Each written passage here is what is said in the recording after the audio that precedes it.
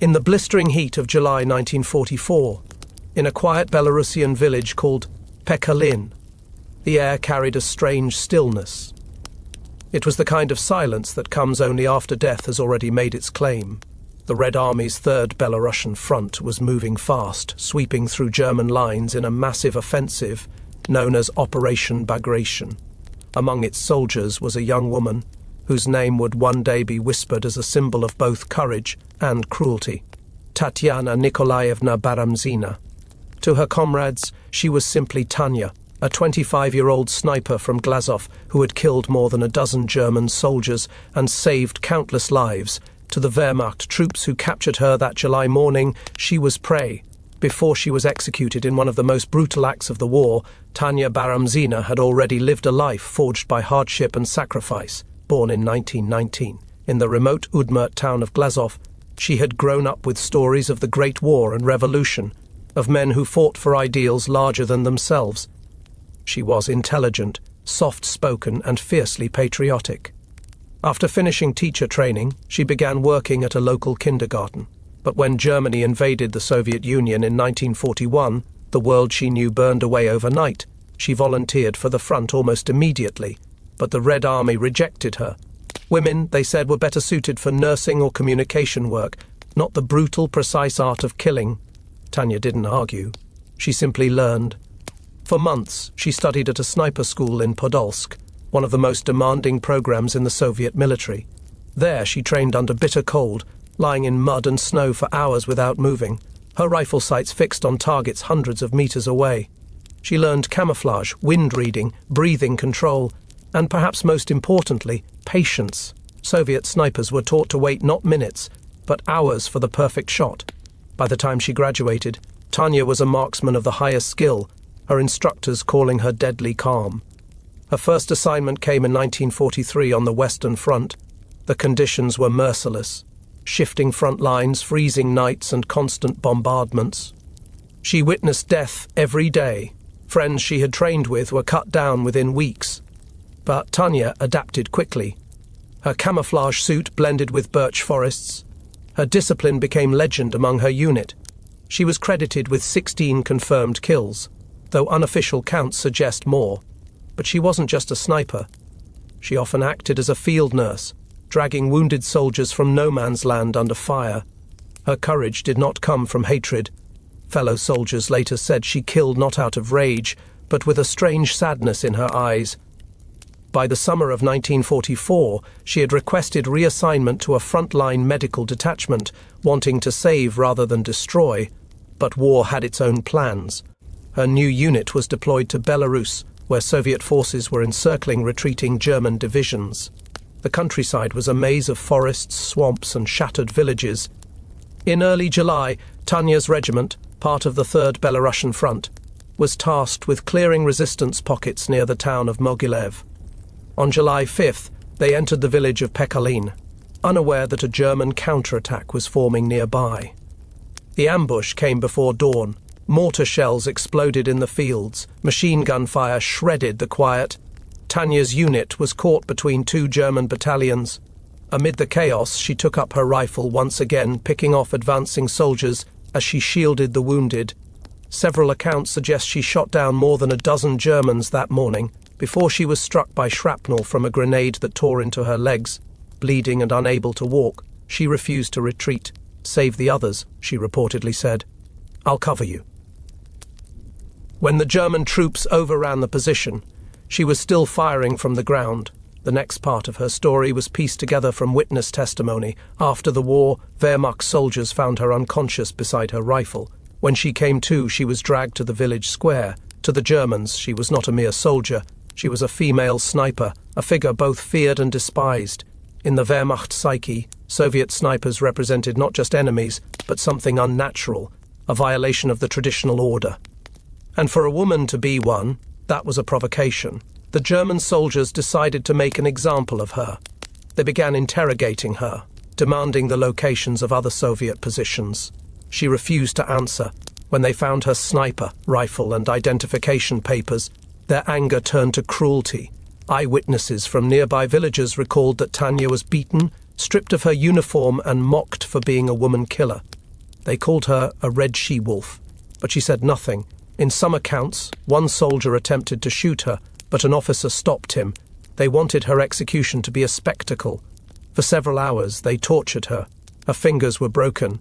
Her face was bruised and bloodied, yet she didn't cry or beg. A local Belarusian peasant who was forced to watch later said she stared at her captors with quiet defiance.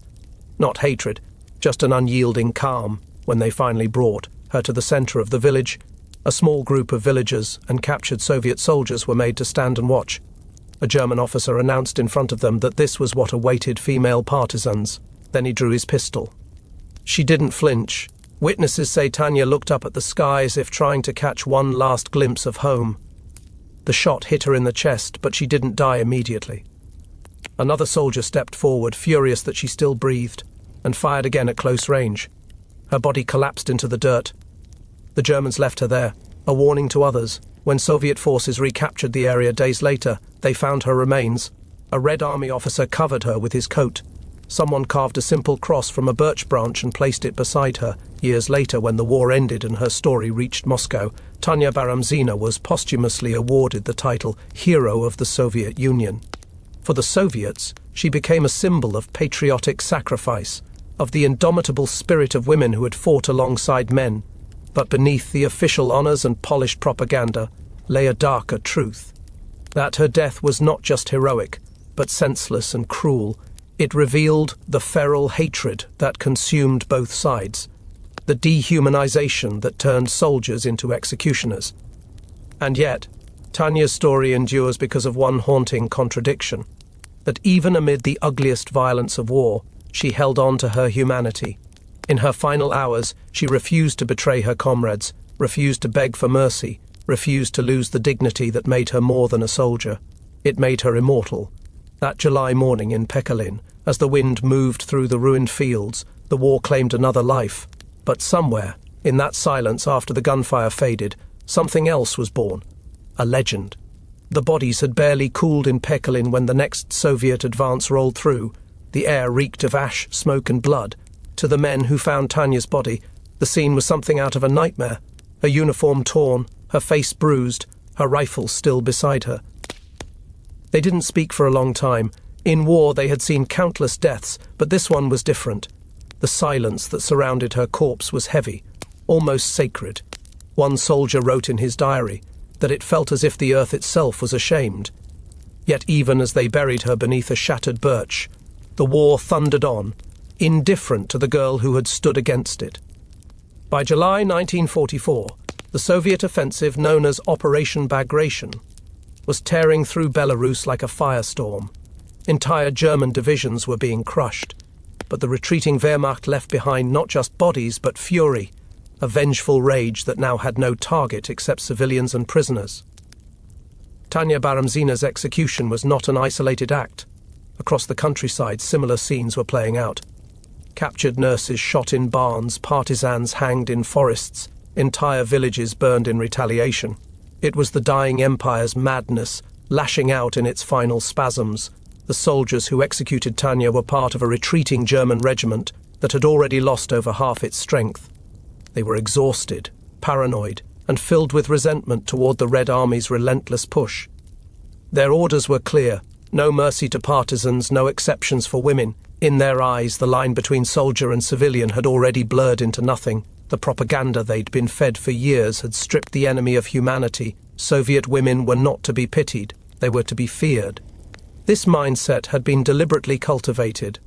Since 1941, Nazi command had spread the belief that Soviet female fighters were unnatural monsters, women who had abandoned their roles as mothers and wives to become assassins. They were depicted in military briefings and propaganda posters as venomous snakes, wolves, or witches. To capture one was seen not just as victory, but as a moral correction, restoring the natural order. It was this poisoned thinking that sealed Tanya's fate long before that July morning. The Germans who took her prisoner would later vanish in the chaos of retreat. No trial, no confessions, no accountability. Just another faceless atrocity swallowed by the fog of war. But her comrades remembered. When the Red Army recovered the village, they made sure her story would not be forgotten. A war correspondent named Mikhail Anfinogenov wrote one of the first reports about her, describing her as a girl who met death standing, not begging. It spread through Soviet ranks like wildfire. Her story became both a rallying cry and a warning that even the gentlest souls could be turned into martyrs. In the days that followed, her fellow soldiers, hardened men who had seen everything, began to whisper her name like a prayer. They spoke of her calm defiance, her refusal to scream, her steady eyes even as the gun was raised. Some claimed she smiled before the shot. Others said she whispered a single word: motherland. Whether true or myth, the image took hold. The Soviet press soon turned her into an icon. The teacher turned sniper. The nurse who fought to the last breath. Paintings were made, poems written. Her hometown in Glazov named a school after her. But behind the propaganda sheen, those who knew her remembered something far simpler: that Tanya was afraid like anyone else, but never let fear master her. Her transformation from ordinary woman to national symbol reveals a deeper truth about the war's descent into moral chaos. The Eastern Front had become a place where the boundaries of civilization collapsed entirely. On both sides, cruelty was normalized. Soviet snipers, men and women alike, were often hunted down and executed on sight if captured. The Germans viewed them not as combatants, but as executioners. In turn, the Soviets rarely took prisoners after learning what was done to captured snipers. Each act of violence birthed another, until mercy became a forgotten language. For Tanya's unit, her death was the breaking point. Survivors of the 252nd Rifle Division swore vengeance. When they pushed forward days later, they fought with grim resolve. Several soldiers reportedly refused to take prisoners, muttering her name under their breath before pulling the trigger. The brutality of the Eastern Front had already hollowed out their sense of compassion. Now it devoured what was left. But beyond the military reports and vengeance, Tanya's death exposed something deeper: how the war consumed even the concept of femininity. In every conflict before, women were imagined as the soft counterpoint to destruction. Nurses, mothers, symbols of peace. Yet on the Eastern Front, that idea was annihilated. Women fought, bled, killed, and were killed with the same ferocity as men. The Wehrmacht soldiers who executed Tanya were not just punishing an enemy, they were punishing an idea. That a woman could fight, that she could threaten the myth of masculine dominance in war. Soviet propaganda understood this irony. Well, they immortalized her not only as a hero, but as a reminder of Soviet equality. Photographs of her smiling before the war, hair neatly braided, eyes full of youth, were reprinted beside stories of her final moments. The contrast was deliberate. It told a nation, this is what courage looks like. This is what the enemy fears. Her image became part of a larger tapestry of martyrdom that sustained the Soviet spirit through its darkest years. Yet beneath all that, there remains the question: what did she think in those final minutes? No one can know. Perhaps her mind went to her students back in Glazov, to the children she once taught how to read. Perhaps she thought of her mother, who would receive the telegram months later, or perhaps she thought of nothing at all. Maybe she simply accepted that death had come, and that dignity was the only weapon she had left. The Red Army buried her with full honors when the area was secured. Her grave became a pilgrimage site for soldiers passing through. They left cartridges, scraps of uniforms, even handwritten notes promising revenge. Later, when the war ended, her remains were reinterred with ceremony, her story written into Soviet history books. But history has a way of softening horrors. The real Tanya, bleeding, broken, and alone in a ruined village, became a symbol so polished that the raw truth faded beneath it. Still, even the most polished legend carries a heartbeat of reality. The fact remains that Tanya Baramzina chose to fight when she could have hidden. She chose to stay behind when she could have fled. She faced death with eyes open, and in a war that erased so many faces, hers remains, frozen between innocence and defiance, somewhere in the ruins of Pekhalin. Her execution marked not just the end of one life, but a reflection of the entire war's madness. The line between soldier and murderer, between justice and revenge, had been obliterated. Every act of courage now lived alongside cruelty, every victory shadowed by loss. Tanya's story is not just about heroism. It is about what happens when humanity itself becomes a casualty of war. And in that sense, her death was not just a Soviet tragedy, it was a human one. the summer of 1944, was supposed to mark the rebirth of the Soviet advance, a season of victory, liberation and vengeance. But for those who fought in the same division as Tanya Baramzina, the weeks following her execution were anything but triumphant. The Red Army's banners moved westward. The maps showed progress, but among the men and women on the ground, the cost was beyond comprehension. The death of one young sniper became the symbol of a deeper wound, the breaking point where even the victors began to lose the pieces of their own souls. For Tanya's comrades, her death was not an isolated tragedy. It was the echo of something they all carried within, the growing realization that the war had turned them into something unrecognizable. They buried her, saluted her grave, and moved on because they had to. Orders left no time for mourning. Yet in the quiet moments between battles, when the guns went still, and only the wind moved through the birch forests, they found themselves haunted by her face. A few whispered her name during night watch, as if saying it could keep them human. Others avoided speaking of her at all, afraid it would break them completely. The Soviet press back home turned her story into a legend almost overnight. Newspapers ran headlines calling her the teacher who fought death. Radio broadcasts spoke of her courage. The people of Glazov, her hometown, held vigils by candlelight, even as they rationed bread and buried their own dead. But the soldiers on the front knew the truth the propaganda could not show, that courage did not erase terror, and heroism did not shield you from cruelty. Tanya's death, stripped of its symbolic glory, was a raw wound in the heart of the 252nd Rifle Division. As the Red Army advanced deeper into Belarus, they passed through villages much like Pekhalin, burned out shells of homes, fields turned to graves. They found civilians huddled in cellars, children staring at soldiers with blank eyes, livestock wandering through ruins. The German retreat had left behind nothing but ruin and ghosts. Each sight fueled the rage that now burned through Soviet ranks. For every destroyed home, for every hanged villager, the soldiers found justification to harden themselves further. They no longer saw the enemy as men, they saw only payback. This was the breaking point. Humanity was the first casualty of exhaustion. The war had become a storm that erased the line between vengeance and duty. Soviet soldiers who once wrote letters about home and love now spoke only of retribution. It was not that they enjoyed killing, it was that they no longer knew how to stop. Every step westward felt like walking deeper into darkness. Among them was Sergeant Mikhail Anfinogenov, the war correspondent who had written Tanya's obituary. He later confessed in his journal that after witnessing her remains, something inside him fractured. He wrote, "We said she was a hero, but we did not understand that she was also a victim of all of us, of this war, of what we have become." His words were never published during the war.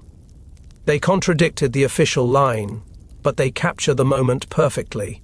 The slow erosion of compassion, the way grief hardened into ideology. The soldiers who passed through Pekhalin began to call the village cursed.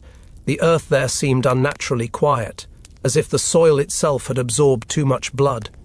Some claimed that at night, when the moon was high, they could hear faint gunfire echoing in the woods, though no one was there.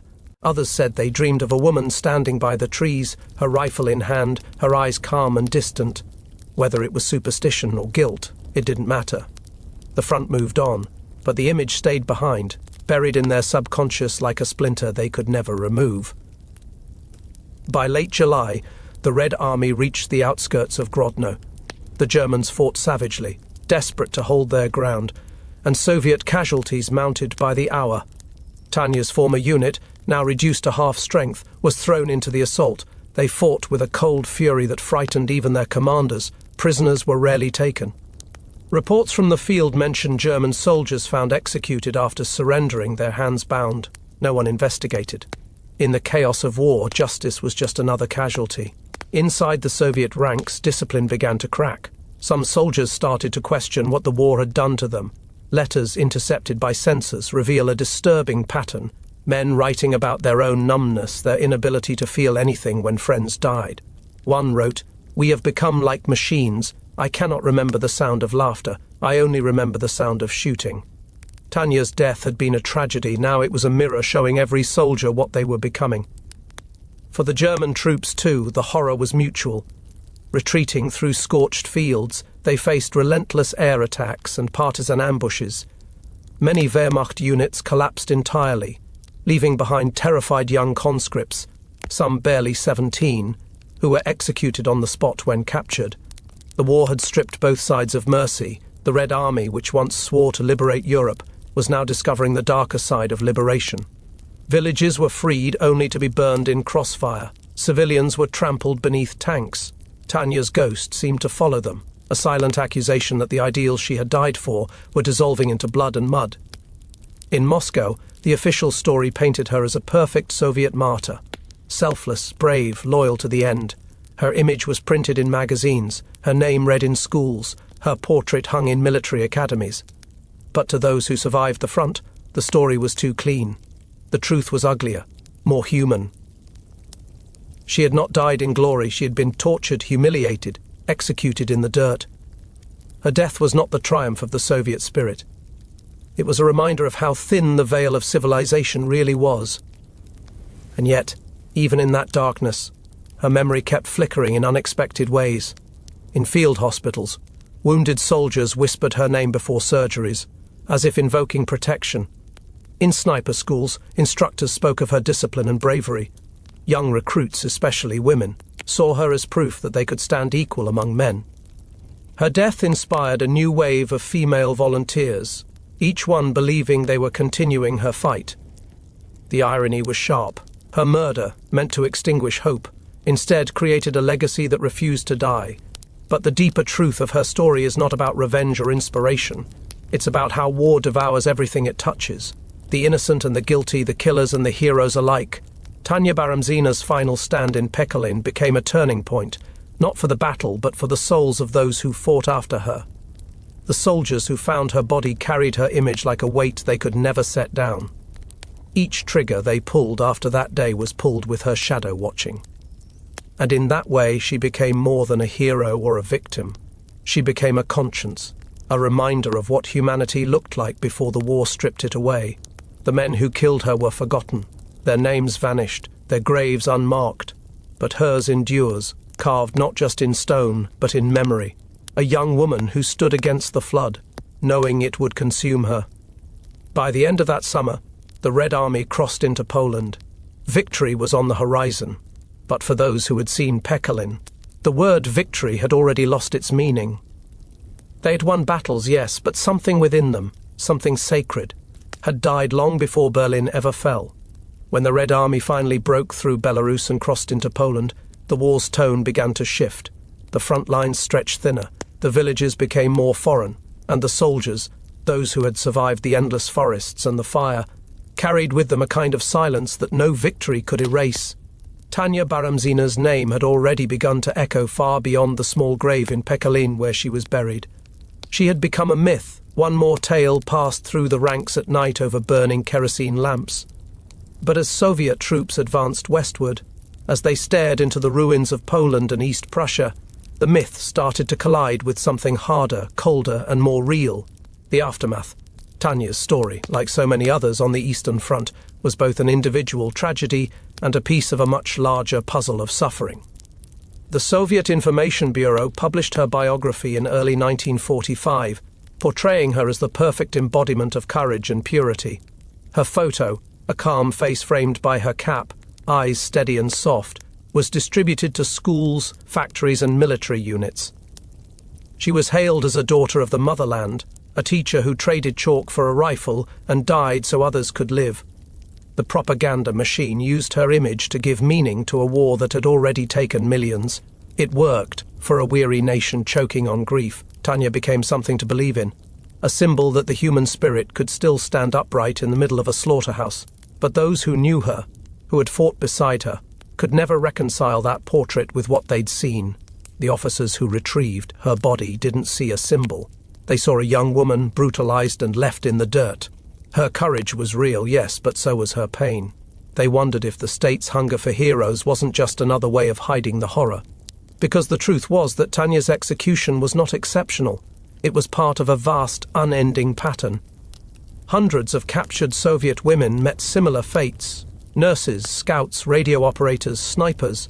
They disappeared into the black hole of German captivity, their names lost to burned records and forgotten fields. Tanya's story only survived because witnesses had seen her die, and because the Red Army had the time to bury her. For every Tanya remembered, there were dozens erased completely. As the Red Army moved west, soldiers began to stumble upon those erasures. Mass graves in forests, burnt barns full of bones, open pits where entire partisan groups had been executed. It was here, in these places, that the cost of war finally began to feel unbearable. The men who had sworn revenge after Tanya's death now found themselves surrounded by proof that revenge itself was endless. One village after another told the same story. German units, retreating and desperate, had taken their anger out on anyone who couldn't fight back. The cycle repeated until meaning itself seemed to disappear. In one of the villages near Baranovichi, a Soviet officer found a page torn from a diary written by a German corporal. The words were shaky, written days before his death. "We kill them because we are told they are not human," it read. "But each night I dream of the faces of the ones we've killed, and they look just like us." It was a rare, accidental confession, the kind that showed that not even propaganda could kill a conscience entirely. It was a reflection of the same madness that had taken Tanya's life, men convinced by ideology that cruelty was duty, that violence was cleansing. When the war finally ended in May 1945, Tanya's story resurfaced again, this time not as a soldier's whisper, but as a headline. The Soviet government officially awarded her the title Hero of the Soviet Union. Her mother, a quiet, grey-haired woman from Glazov, received the medal on her behalf in a ceremony filled with speeches and patriotic music. There were flowers, photographs, applause. But the photo taken that day tells a deeper truth. The mother's face is still, her eyes hollow. She holds the medal like something that burns to touch, because for all the glory they gave her daughter, no medal could fill the silence left behind. In the years that followed, Tanya became a permanent figure in Soviet memory. Her name was written in textbooks, her story retold in films and children's literature. Streets were named after her. A museum was built in her hometown. Yet as decades passed, her legend began to drift further from the reality of war. The details were softened. The execution became a heroic stand. The torture was omitted. Her humanity was replaced with the state's idea of what a hero should look like. Unyielding, flawless and pure, the Tanya that history remembered was not the real girl who had trembled in the cold, who had once written in a letter to her friend that she missed teaching and dreamed of opening a school after the war. The Tanya vanished beneath marble and myth.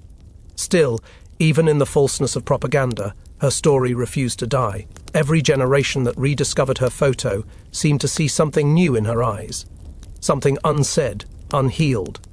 After the collapse of the Soviet Union, historians returned to her case, peeling back the official narrative.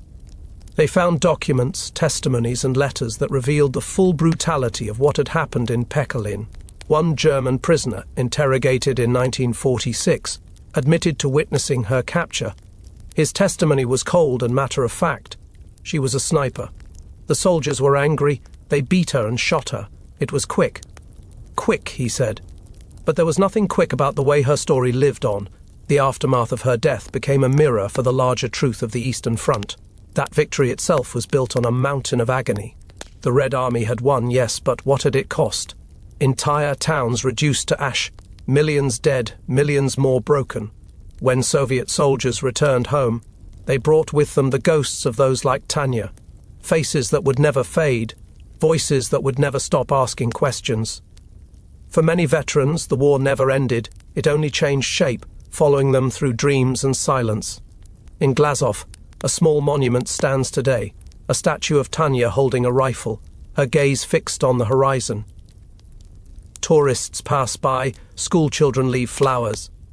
But if you stand close enough, if you let the wind pass through the birch trees behind her, you might feel the other story, the one not written on plaques or in textbooks.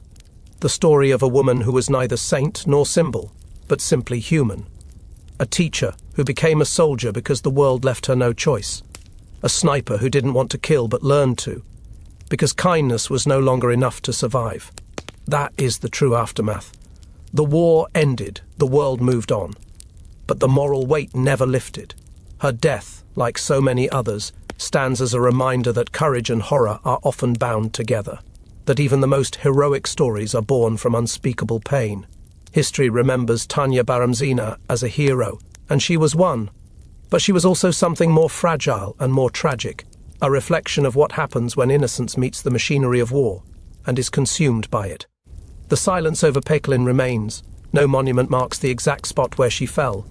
The earth there has long since healed, grass covering the scars, trees swallowing the ruins.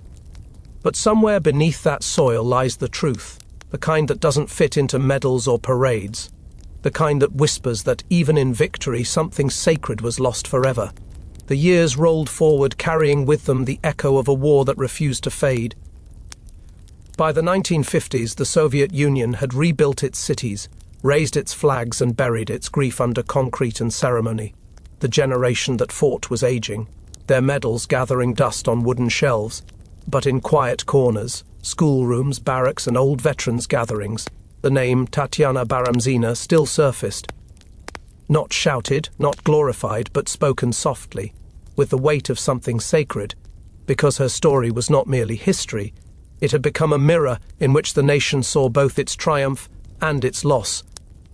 For her hometown of Glazov, Tanya's memory became part of its very soil. The school where she once taught was renamed in her honor. Inside its hall, a faded photograph hung above the chalkboard. Tanya smiling, her eyes bright, her uniform crisp. Beneath it, children recited lines from poems written about her, poems that spoke of bravery and sacrifice, of dying for one's motherland. Yet the teachers who read those verses often looked at the image differently. They saw not the saintly figure of propaganda, but a girl not much older than their students whose fate had been decided by forces beyond her control. In that classroom, her story became both inspiration and warning, a reminder of how easily innocence can be swallowed by ideology. In the decades that followed, her legend was preserved with care, but also with distance. Statues went up in towns across Russia, plaques were unveiled, and her name appeared in countless books on wartime heroism. But those who sought the real Tanya, the flesh and blood woman, had to search beneath the marble. Her letters, once kept by her mother, revealed fragments of that hidden humanity. In one, written in 1943, she confessed her fear before her first battle. "I tremble when I think of taking a life. But I know we must. I only hope that when the war ends I can go back to teaching children how to live." That line, quiet and fragile, said more about her courage than all the medals ever could. As the years turned to decades, new generations rediscovered her story through documentaries and archives. After the Soviet Union collapsed in 1991, Tanya's legend survived, but it began to change shape. Without the iron grip of state propaganda, historians started to strip away the mythology. They uncovered details long omitted: the brutality of her capture, the fact that she was beaten before being executed, the psychological toll of her months as a sniper. These truths didn't diminish her, they deepened her. She became not just a symbol of Soviet endurance, but a symbol of human endurance, of one soul refusing to surrender its dignity even when the world around her had gone mad.